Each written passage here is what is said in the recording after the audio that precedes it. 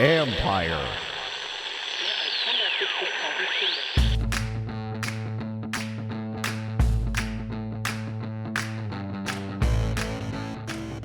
Hello and welcome to my podcast. Today, I have a special guest. Washington defensive end Ryan Kerrigan opens up on his time in Washington, his potential free agency, Chase Young and Montez Sweat, what stands out about them, and why Kerrigan thinks they'll be excellent for a long time. Kerrigan also shared some memories about big plays he made at FedEx Field, and he shares a nice anecdote about his daughter and what motivates him to keep playing.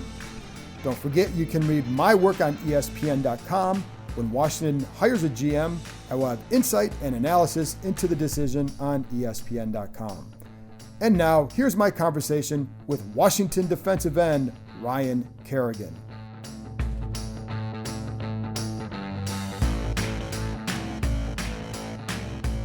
All right, well, let's start with this. How do you feel at the end of this season compared to past years, both physically and emotionally? I think emotionally it's different, because there's obviously I'm not under contract going into the next season with the team, so the emotional side of the game against the Buccaneers potentially being my last game with Washington is there's definitely some emotion there, and but physically I feel great. I feel pretty damn good. And I think a lot of that can be attributed just to lesser snaps this season, so I feel like less wear and tear on the body, and I was fortunate to stay healthy throughout the year, and so body feels good. And you had told us at the end that obviously you want to be a starter. You can still play at that level. We can look at the numbers. What do you look at when you say, hey, my game is still at this level? What were you seeing of yourself on film that told you not only do you want to be, but that you can be at that level? Well, I was proud that I was as productive as I was, given playing a lesser role than I was used to playing. So I feel like to have the productivity I have, I think kind of shows that I definitely still got it, can still play, and just I don't know, I feel good. Like I feel like I said earlier, I just feel physically good. So I feel like I definitely can still contribute at a large volume and at a high level. Did you ever get used to that role and I know you can look, we all see Montez Sweat, Chase Young, but you've been a starter. Did you ever get used to that role? I knew what to expect going into games as the season progressed. I knew what my role was, that I had to come in and make plays when the opportunities presented itself. And I was proud that I was able to do that for a large part of the season. It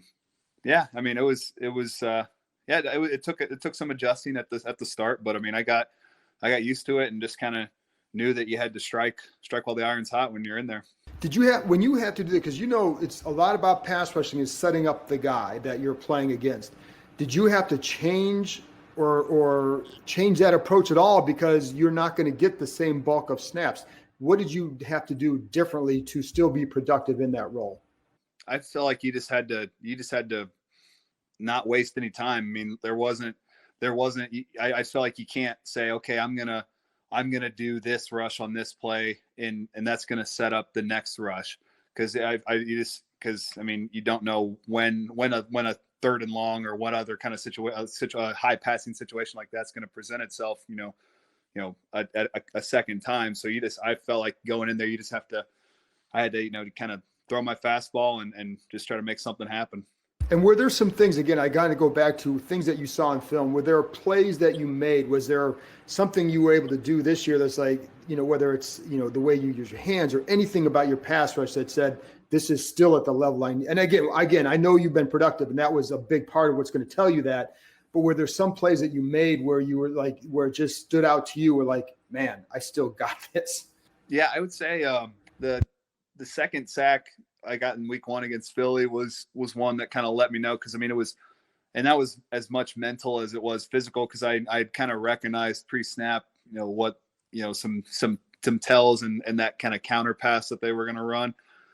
So that was one where I was like, all right, yeah, I'm still I still got it. And then another one I would just say, probably against New York week, whatever that was, at the game at New York when I got a sack on that play. I just I third and long and came off and did my thing, got to the quarterback, and so there was a couple moments like that I felt like really kind of like, all right, like this is, I can still do this. Not that I ever really doubted I could, but this kind of confirmation.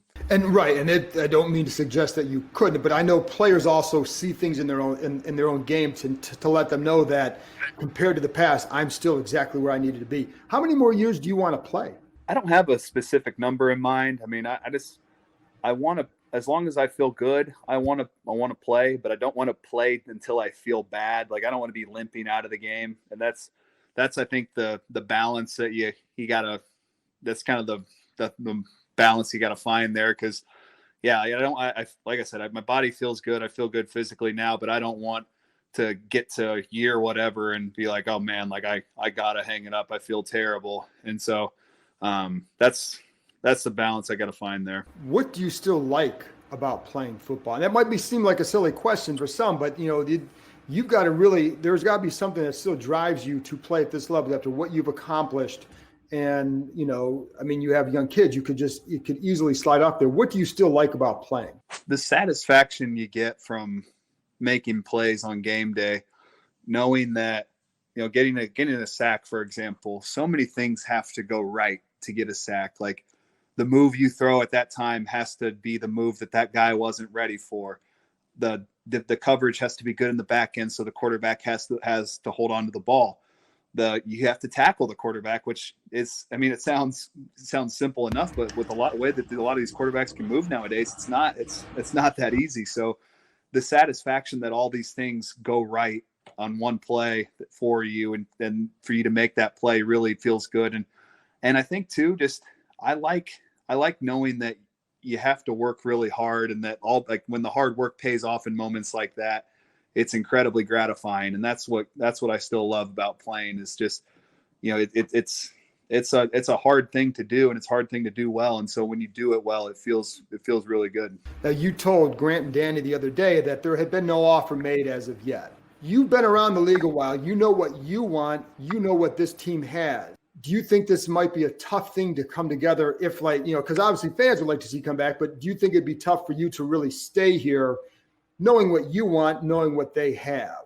I don't know, honestly. I mean, I just feel like I have to really be open to any and all options in free agency. And, that means being open to coming back here. So I really have to just consider what options I have and go from there. And I know that, with the way that, Sweat and Chase are rolling, it's, that I know that my role here likely wouldn't increase, but it's, but that's not to say I would just completely rule out, coming back here. So, especially because I feel like, Washington I feel like we are on the right trajectory, we're on the right path. And so it is that it definitely, like I said, I wouldn't rule out, returning here, but, we have to, that's not ultimately not up to me as it goes in this league.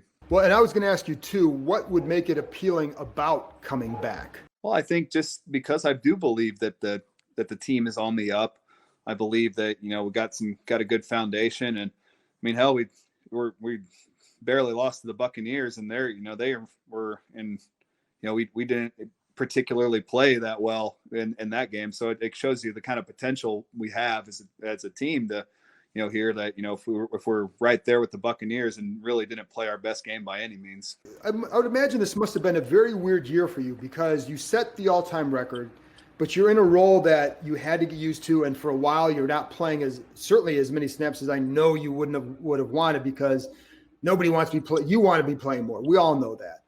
So, but you set the record, and then you guys make the playoffs, but yet you didn't play as much. And then there were the trade rumors and all that stuff around there. What was this year like? It was strange in a lot of ways. I mean, getting used to a role that, you weren't accustomed to, especially coming off last season when, I got injured for the first time, and so that was, that kind of was little carryover. That was a little weird as well, but yeah, it was just different in some ways. And I mean, especially in starting out 2-7, I believe, whatever we were, and to make the playoffs. And, so it was a strange year in some ways, but I mean, there was definitely a lot of good in it. Winning the division, going to the playoffs was really exciting and really fun.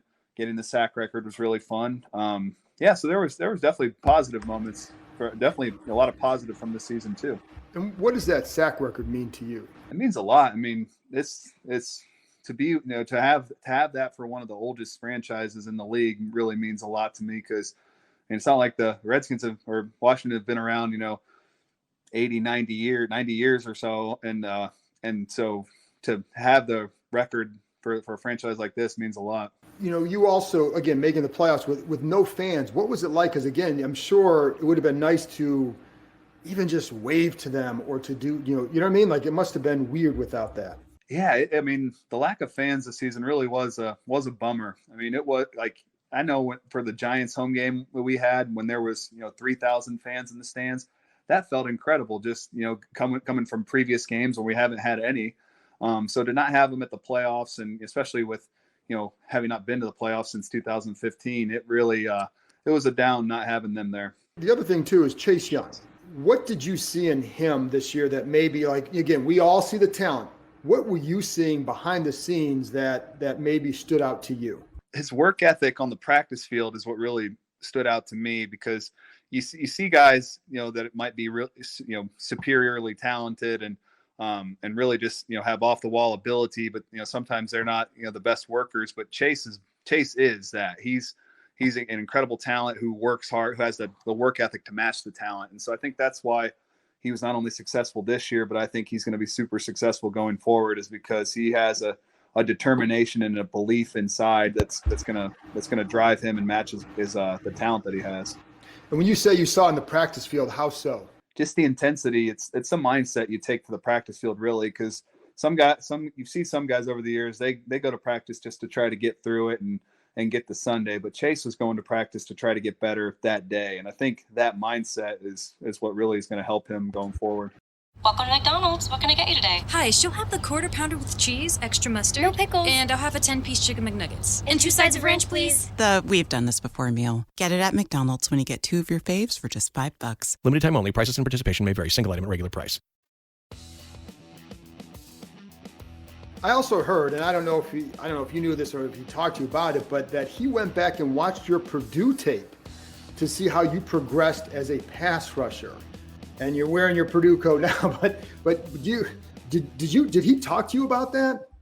He didn't, but that's pretty cool to hear. I mean, that's smart to do, because, you definitely, it takes a minute to get adjusted to rushing the passer in the pros versus college. In college, you can kind of, at times get by on ability, and some games you're just going to flat out be better than the guy you're going against. But in the pros, you're seeing a stud every week out there. So that's smart of him, and pretty cool for him to do that. And I think because he wants to see how you evolve. What I was told, he wanted to see how you evolved from there to now. So what kind of things would he talk to you about in terms of pass rushing? What did he pick your brain most about? I would say him and I talked about differentiating, getting run pass keys pre-snap.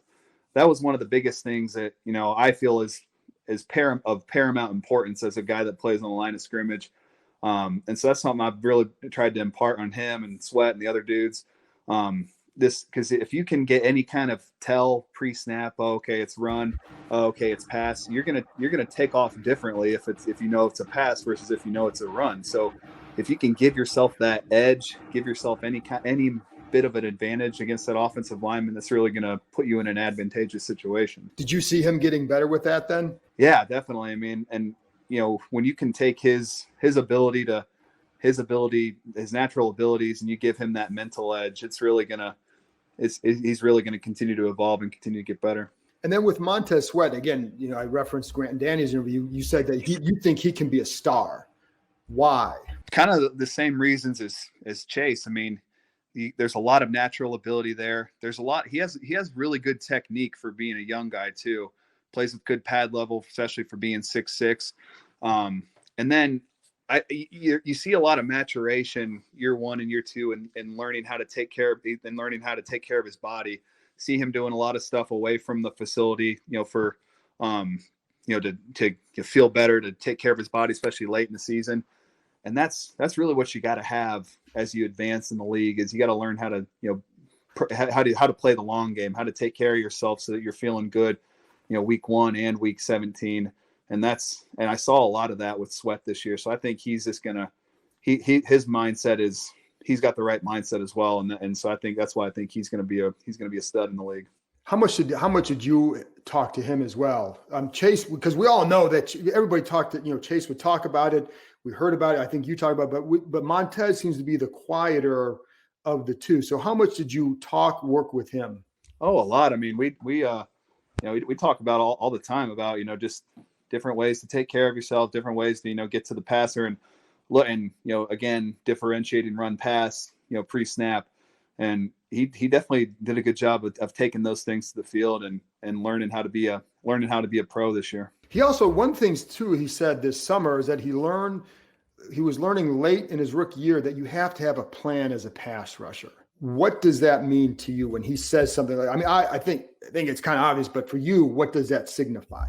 Got to have a plan. I mean, you can't just go in there saying, oh, I'm just going to run around this guy this time, or I'm just going to, straight up, just bull rush into him. You got to, okay, if he sets me this way, here's what I'm going to do. If he sets me this way, here's what I'm going to do. And I think being able to adjust to have a plan, but also being able to adjust off of your plan can help you. And how long does it take for a pass rusher to get there? I mean, I guess everybody's going to develop their own rates, but that seems like it's something where you've got to be able to play with more of an uncluttered mind, so to speak, to be able to get to that point.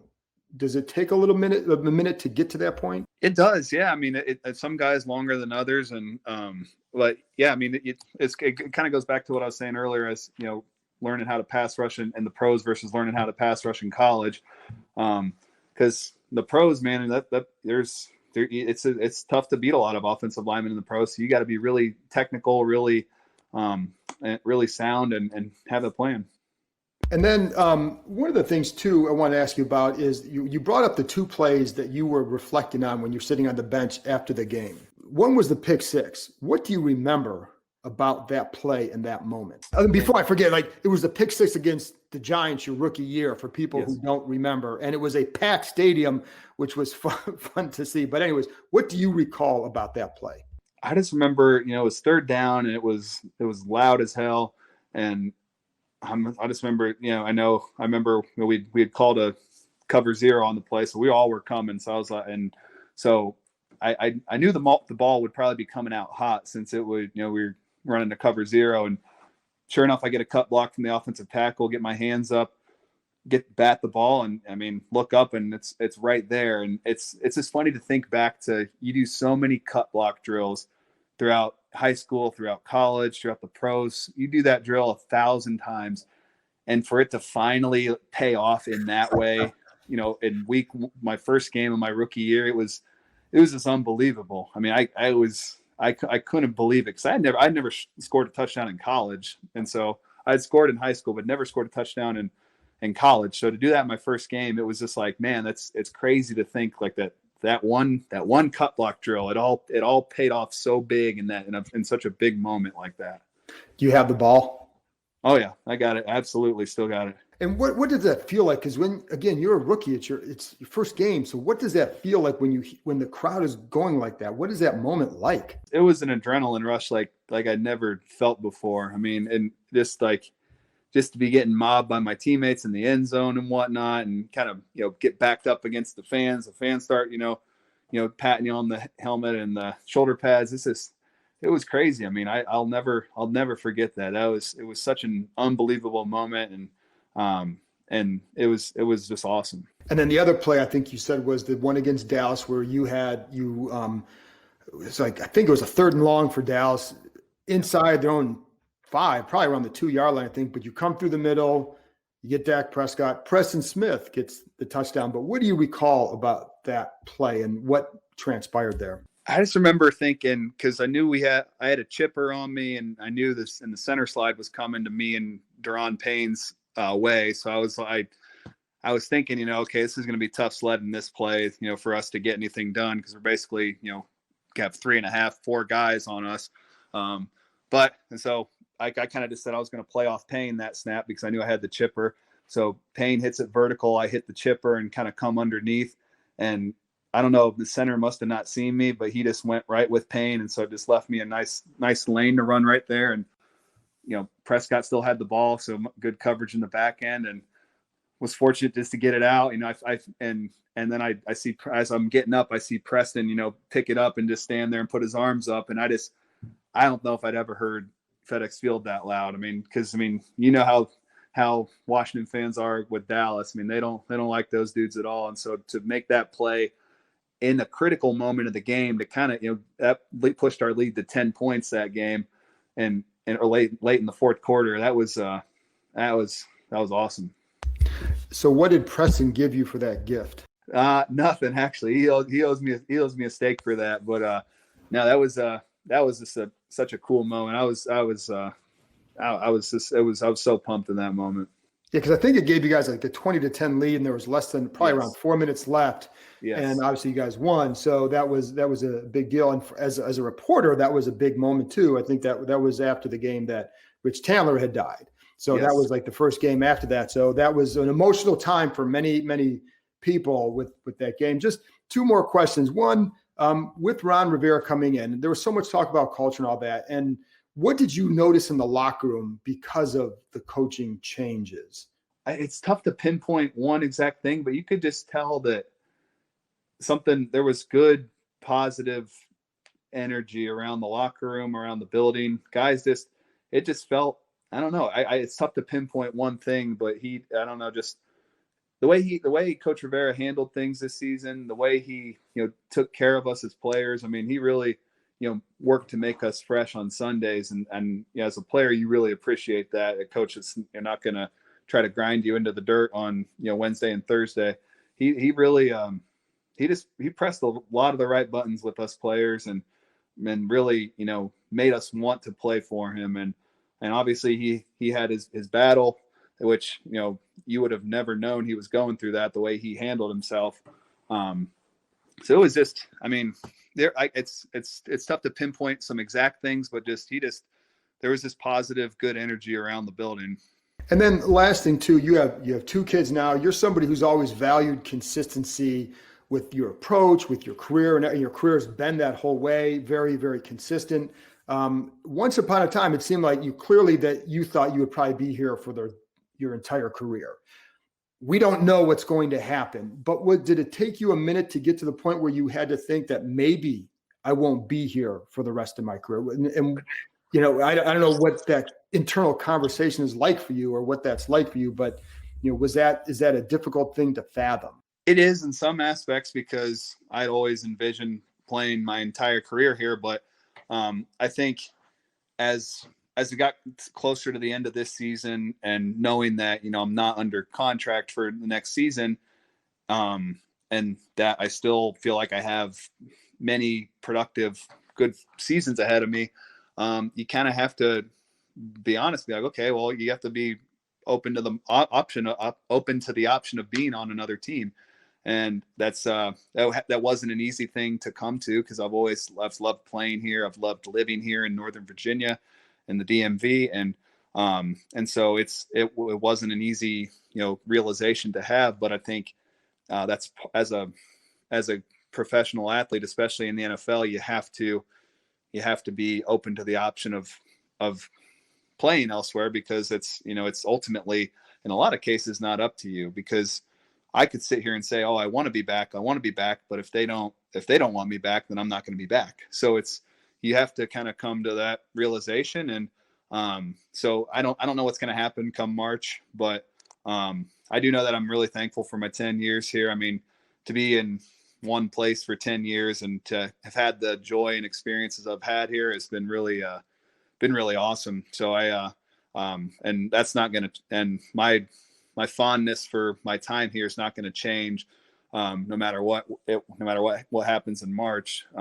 But you just have to be open to options. Last thing, how have your kids changed your perspective on anything with football or anything? They just, and I know all parents probably feel this way, but they just really bring you a joy that you can't describe. Like, I don't know, my almost 2-year-old, she just I feel like she's a sponge right now, just learns how to say something new every day. And just hearing her say the simplest things, like during the holiday season, hearing her say reindeer, it was like, oh my gosh, it's the coolest thing ever.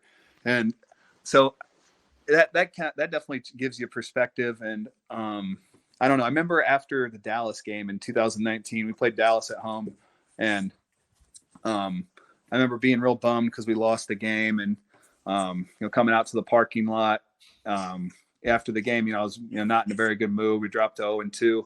Then I pick up my daughter, and because that was the first game that she had been able to come to, I pick her up and just am holding her in the parking lot there at FedEx Field. And it was like almost all of that, frustration kind of went away right there, just holding her and seeing her. And so it was like, that was a definite moment of like, okay, like there was a lot bigger things in the world right now than this loss, it was. And so, just getting to hold her and getting to, hold her at that moment really was a moment of perspective. That's cool. And, I asked that too, because watching Drew Brees after the game the other night with his kids on the field, what may have been for the last time. And I'm watching his kids thinking, what a cool thing to be able to, they're wearing his Brees jerseys on the field after the game, throwing passes, and Tom Brady's talking to you. Like, what a cool moment, like, for you to be able to share with your kids. So that's what I was wondering too, if you play a few more years, you can have those kind of moments. Well, and it's funny you bring that up, because when I, first had my first daughter, 2 years ago, gosh, I can't believe she's almost 2, but, it like, that was that. I felt an even greater sense of motivation to, okay, like, let's play as long as I can, so that, that my kids remember me playing, remember going to games, remember wearing my jersey, at the stadium and cheering for me. And like you said, having those moments like the Breeze had yesterday. That's awesome, Ryan. Thank you very much for coming on. And just as if you're back or you're not back, it's been a pleasure dealing with you. And if you come back, it'll be a pleasure to continue dealing with you. And I always admired your professionalism. And that's I think that's, to me, sticks out as much as anything. The fact that you went to Purdue, I can't help that, but your professionalism was great. Yeah. You've been to Ohio State a couple of times, so that's why you were always kind of the annoying guy in Purdue. So then you come here, but you're very professional. So I always appreciated that, man. Hey, well, thank you, John. It's been a pleasure dealing with you as well. And we'll see come March. We'll see.